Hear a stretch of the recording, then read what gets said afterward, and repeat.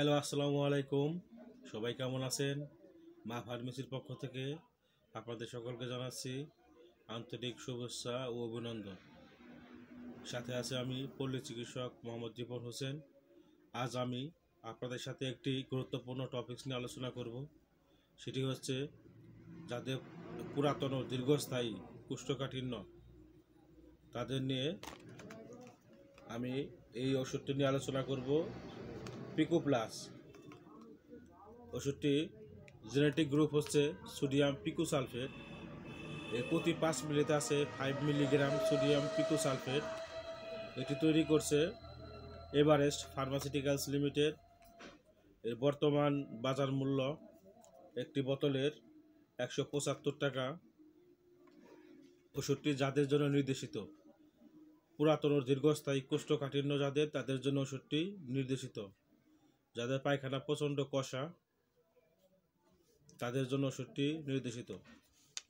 ওষুধটি খাবার নিয়ম: 1 থেকে 4 বছর শিশুদের হাফ চামচ করে দিনে একবার, শুধু রাতে।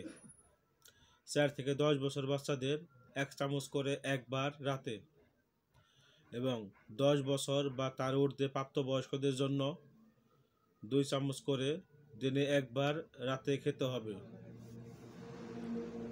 সতর্কতা: গর্ভবতী মহিলা ও যারা স্তন্যদান করতেছেন, বাচ্চাদের বুকের দুধ খাওয়াচ্ছেন, তারা ওষুধটি সতর্কতার সাথে সেবন করবেন।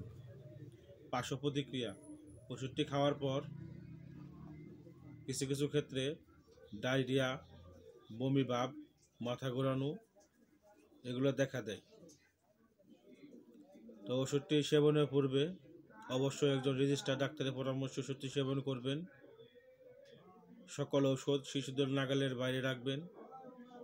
ভিডিওটি ভালো লাগলে অবশ্যই লাইক, কমেন্ট, শেয়ার করবেন। ফেসবুক পেজ থেকে যারা দেখছেন তারা ফেসবুক পেজটি ফলো করবেন। যারা ইউটিউব থেকে দেখছেন তারা ইউটিউব চ্যানেলটি সাবস্ক্রাইব করে পাশে থাকবেন। ভিডিওটি শেষ পর্যন্ত দেখার জন্য সবাইকে ধন্যবাদ। আসসালামু আলাইকুম। আল্লাহ হাফেজ।